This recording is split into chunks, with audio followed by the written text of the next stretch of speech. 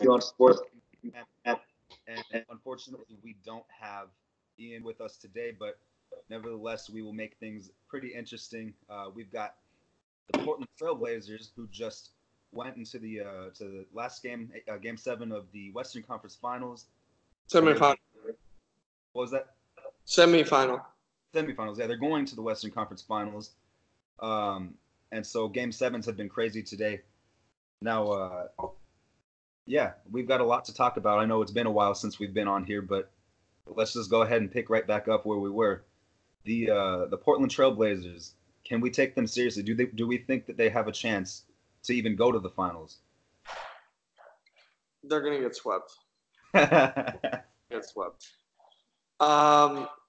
I think Denver matched up better against the Warriors than Portland does. Yeah. Because how Denver was set up, Draymond had to guard Jokic. And I think Jokic could most easily, I won't say most easily, but Jokic could definitely hurt them more than, let's say, I don't even know who started or Enes Kanter started at center for the Trailblazers. Yeah. Now that Nurkic is out. So, I don't see maybe Portland steals one game. But I also predicted them to lose in the first round, and look what that's gotten me. So, I would love to see Portland upset the Warriors. I just don't think it's going to happen. Yeah, I completely agree with you on the fact that I think that Denver matched up a lot better with the Golden State Warriors, and I think the reasons in a lot of ways had to do with Jokic. Golden State's only real glaring issue right now, I would probably say, is that I don't know who's going to defend the paint, and I think that goes that goes into the finals too. If they play against Giannis, I think that's going to be a problem for them as well. I agree. And so Portland has that, and they can also shoot threes. They're a balanced offensive basketball team, not Portland. Denver. Portland is more so a 3-point shooting team. They've always been, past 5 years, they've been just like the Warriors, but they've been a poor man's Golden State Warriors. Now, I actually do think that they could have a chance. I know that's kind of iffy to say, but I do think they could have a chance, and the reason why really comes down to how long is Kevin Durant going to be out. Right now, it looks like it could be 7 to 10 days. If that's the case, maybe he misses game 1 or game 2, maybe game 3. If he misses 3 games, I think that can make it an interesting series. You also have the fact that Boogie Cousins might not play this series. He might. So there are a lot of questions that we need to still figure out. And I think that if they just have Steph Curry, Klay Thompson, and who was it? Andre Iguodala, Andrew Bogut, and Draymond Green, I think that I would still expect them to win. But I would give them. I'd put it at 6 games. I think it could go 7 if that were the lineup for the entire series. But that said, I think that you and I are both on agreement. I don't think the Warriors are gonna lose this series. But there's a chance. So I got to give. You and I are both on the same page. I thought they were going to lose in the first round, the Portland Trailblazers to the Thunder. Yeah. I was dead wrong about that. We both were. So. Yeah. You'd be dead wrong here too. I'm just going to say this about the Houston Rockets real quick. Okay. I'm really disappointed in the Houston Rockets because I had a chance to look really, really smart by saying that it would go 7 games, and you're at home and they don't have Kevin Durant and you blow it. Yeah. But, anyway, different story for a different day. No, you're good. I thought that the Rockets are the same team every year. They're good enough to make it a little bit in the playoffs, but ultimately they choke, and they did it this year. Going into Game 6, I know everyone thought that was a great opportunity for them to expose the Warriors without Kevin Durant. I thought that it would be a great opportunity, but there was a feeling inside of me that said I could honestly see the Warriors winning this game in Game 6. Yeah. And it's not even necessarily the Warriors. That's just what the Rockets do. I don't trust. Exactly. I don't trust James Harden in the playoffs. And their style. Once again, Chris Paul was just flopping all over the place. He wasn't getting the calls. As a matter of fact, he was getting at the beginning of the game. He was getting called for some offensive fouls. Yeah. I think that really set the tone at the beginning. But yeah, no. So I'm not that disappointed in the Rockets, but I guess I'm a little disappointed. I thought that they'd at least maybe make it to Game 7 without KD, but I don't know. But with that being said, I know that there's other playoff news we just saw the Toronto Raptors win a very clutch game against the 76ers. Buzzer beater from Kawhi Leonard on the baseline. That's his go-to shot. And so I guess with that being said, there have been rumors that Brett Brown could get fired if he didn't end up closing out that series with a win. So Hayden, what are your thoughts on Brett Brown, and do you think that he deserves to be fired? Yeah, Brett Brown should be gone. Brett Brown should be gone. You look at that 76ers team, and on paper, probably outside of Boston, but I guess, the game isn't won on paper, but outside of Boston in the East, that team is the second best on paper. I know they have some spacing issues, and Tobias Harris had a really rough series. And don't even get me started on Ben Simmons. But, yeah, Brett Brown should be gone. I mean, in the last 2 years, they've lost in the Eastern Conference semifinals.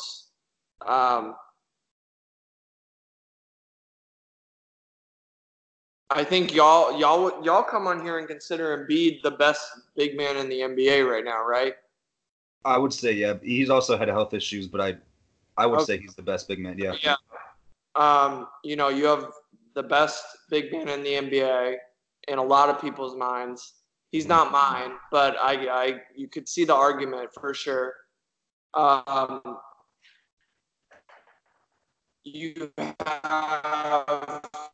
a 6'10" guard. You meet JJ Redick and Tobias Harris, and you can't get past the Eastern Conference semifinals.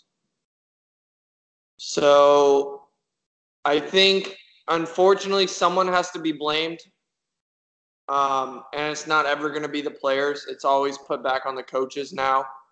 Yeah, I'm going to call the Philadelphia 76ers and let them know I'm interested in interviewing for their head coaching job. Yeah, I think Brett Brown will get fired. To be honest with you, though, I don't think that he should. And I think that a lot of that has to do, ever since he got that job with the Philadelphia 76ers, they were trash up until last season. Now, the reason that they weren't good was mostly because they were drafting guys who sat out an entire year. They drafted Joel Embiid, who sat out an entire season. They drafted Ben Simmons, who sat out an entire season. Nerlens Noel sat out an entire season. And with all of that, they also had a logjam at center for the first, I don't know how many years. It might have been the first 3 or 4 long time seasons. And so they were really bad. I'm actually impressed that the 76ers stuck it out with Brett Brown as long as they did, because most NBA teams don't have the patience to deal with the coach, even if the management is really the issue, like the Lakers, for example, and we'll get into that. But pretty much my opinion is Brett Brown has been considered one of the best coaches, one of the brightest minds in basketball for some years. Maybe not one of the brightest, but definitely up there in terms of the brightest. And this season was the first year I really took him seriously. Not him, the 76ers. And the reason for that, obviously, they got Jimmy Butler. They got Tobias Harris. But I think, in my opinion, I think it's too much to ask a coach to be able to put that all together mid-season. I think that that's something that most coaches would generally struggle with, even with great rosters like that. And so for me, I don't necessarily think that you should extend him necessarily, but I think that you could give him one more season, see how he does. I think maybe even firing him. I don't know if that would mess with maybe bringing Tobias Harris or Jimmy Butler back. Maybe Okay. they'd want to go to a different team. But to me, I think it's one season too early. If the same thing happens next year, I would say definitely fire him. He's had a full season of an opportunity to make do with maybe the best starting lineup in the league right now besides the Warriors. And yeah, Okay. Okay. I could, I definitely see where you're coming from because I do agree. I think coaches get put uh, under a lot of pressure a lot of times when it's not necessarily all their fault. yeah, Uh, Ben Simmons has got to develop some sort of jump shot. That's embarrassing. That's embarrassing. yeah. That's I think their biggest issue is they're going to need to develop Ben Simmons, or they're going to need to develop. Well, I don't know if it's developing Joel Embiid, but he'll need to work on his conditioning, and they I might need to manage his minutes a little bit better. I don't know exactly what goes on to that. Maybe he's just fragile. I have no idea. But they have some question marks going forward. I think Ben Simmons is the bigger question mark, and I know some people have even questioned whether they should keep Joel Embiid or not. I'm not going to go there just yet, I'm but I not. think there are a lot of I questions don't know. than Brett Brown right now, and that's why I think that they should keep him for at least one more season. I think Ben Simmons will be great next season. I think this roster next season will be better, and if we're talking about Kyrie gone, let's see, Kawhi might go to the West. I That's think that will the be a best. fun. It's the best team on paper in the Yeah, East. yeah. The only team that maybe could make a fight for that, I guess, would be maybe the Knicks if they got Zion Well, and yeah, to get I Kyrie, think Kevin Durant. We don't know if that's going to happen yet or not, but anyway, so yeah, that's an interesting topic. We'll have more on that actually for anyone who's listening. The draft lottery is coming up in a few days, yes. and I'm so excited to talk about that. I Yeah. really am. We've been waiting. This is the one thing I do not like about the NBA. It's the fact that So annoying. for an entire offseason for many teams, it's not the offseason yet, but for the lottery teams, we're going to have about a month where we just don't know what pick we have. I hate that about the NBA. I absolutely hate that. That's quite Actually, for Mavs fans like me, it's even longer. We knew we weren't going to make the playoffs for months before this. So it was just like we can't take a mock draft seriously. So now I want to just see who gets what pick, and we'll I see agree. who's going to Zion. But anyway, the last topic we have, we have heard a lot about the Lakers and their coaching search, and now we finally have an answer. We have was it Frank Vogel as the head coach going to Los Angeles, and Jason Kidd is actually being hired as an assistant. Now, this is obviously breaking news. The Lakers have been looking for a coach for a while. Luke Walton has been in the rumors for getting fired for a while. Hayden, as a LeBron diehard, what do you think about this situation in Los Angeles? Do you like it? Do you not? Let me start by saying this. I am not a huge. I don't think I'm as high on Ty Lue as a lot of other people are. A lot of Laker chatter was that Ty Lue was going to be a great hire because I think he's a good to below or a good to average coach. I don't think he's worth the money that he asked for, but also at the same time, you have to realize there are two coaches in the entire NBA that LeBron will let cuss him out, like Ty Lue did when LeBron was in Cleveland. And it's Ty Lue and Greg Popovich. So if your issue is trying to win next year, you pay Ty Lue what he wants, because the guy that you need to have on board, and I'm a LeBron guy, but he's not exactly always the most easiest person to coach if he doesn't respect you. I don't know what his relationship is with Frank Vogel. I know that LeBron's not happy about the Jason Kidd whole thing. And to be honest, to me, Frank Vogel is just a transition because if the Lakers start 10-10 next season, 500, then Frank Vogel will be fired and the Lakers will promote Jason Kidd. Do you think that they would? Yeah, Yeah. actually, I could see that. See that. Maybe not that early, but I could see after a season. Yeah. Another big thing with Ty Lue not wanting to come is because he knew the Lakers front office, more Kurt Rambis, which is a joke in and of itself, but is very high on Jason Kidd. So, it's almost kind of a backdoor type thing. In order to become the head coach, the Lakers wanted the head coach to have Jason Kidd on the staff. And I mean, you look at Milwaukee, for example. Jason Kidd was in Milwaukee, and they were, average to bad. And Mike Budenholzer's first year there, they're the number one team in the NBA. And they're favored to win the championship. Yeah. Exactly. So, I'm not a Jason Kidd coach fan at all. I liked him as a player, don't get me wrong. But, yeah, Frank Vogel is a good defensive-minded coach. If they can get a good offensive, assistant in there on his staff with him, I think it could work well. But I don't think it's going to work well. Yeah, I'm of the mindset. Sorry, what were you saying? I think the front office in itself is a whole nother mess. Yeah, I'm of the mindset. So I agree with you. Frank Vogel has been known to be a great defensive coach. Offensively, his teams haven't really produced that much. But when you have a guy like LeBron James and you have an opportunity to maybe add some free agents this summer, I think that could work itself out.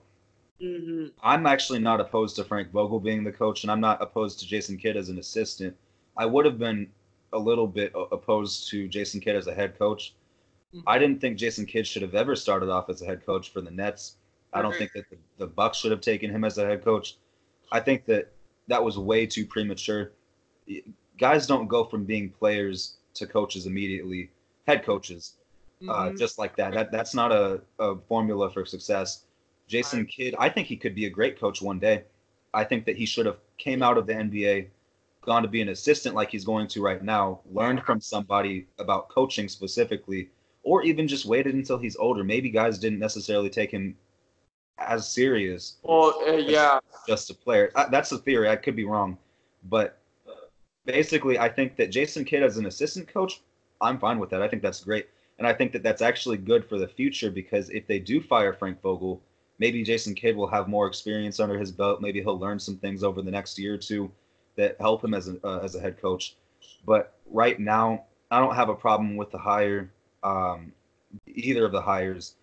Like I said, I think that when you have LeBron, the offense generally goes through him anyway. He's going to kind of make things happen. And I think that no matter who the coach is, they're going to need to upgrade the shooters on that team. They're going to need to develop the players that they have, the youth that they have. And even if that happens, I think they might just need another star. There's talks about Kyrie going to the Lakers, which we might get into that tomorrow. He's apparently interested in potentially going back to teaming up with LeBron. Shocker.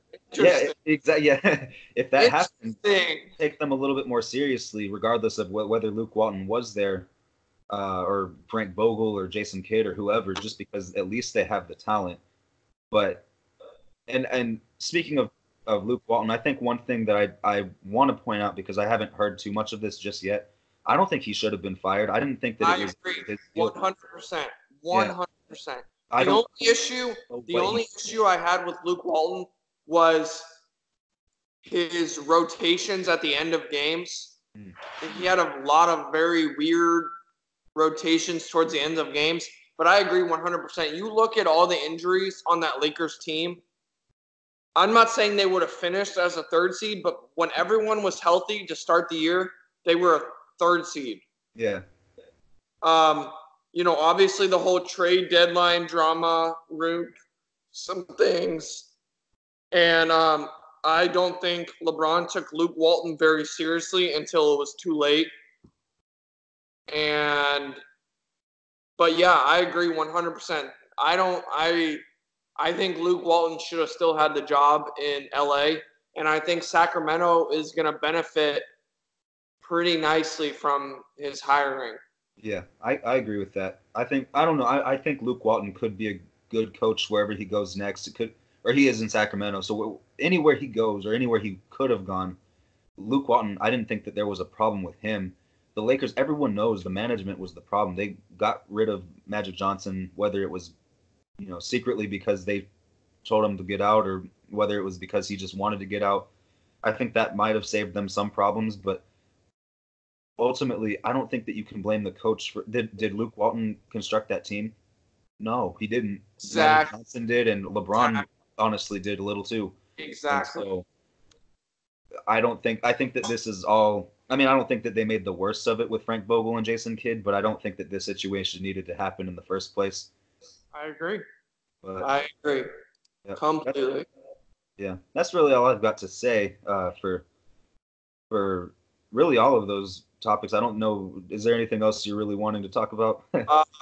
No, I think we're going to come back on tomorrow, though, and go over some of the predictions and stuff like that. But, yeah, this was just kind of a quick thrown together kind of instant reaction to some of the things that happened.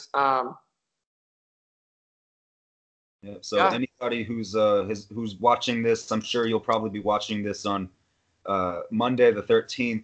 It's 10 p.m. right now. So if you do listen to this, feel free to listen a little bit later today. We'll probably be talking about Kyrie Irving and maybe a little bit about what his status is. We've got predictions coming up, and we might even throw some new some more fun conversation in there, kind of just spur of the moment. But today was a little bit of also a spur of the moment, and so thank you for anyone who's listening. For sure. But yeah, so we'll see you tomorrow. Ian also won't be there again, but he'll be back sometime soon. So, but yeah, thank you to anyone who's listening, and we will be back later. So. Yeah.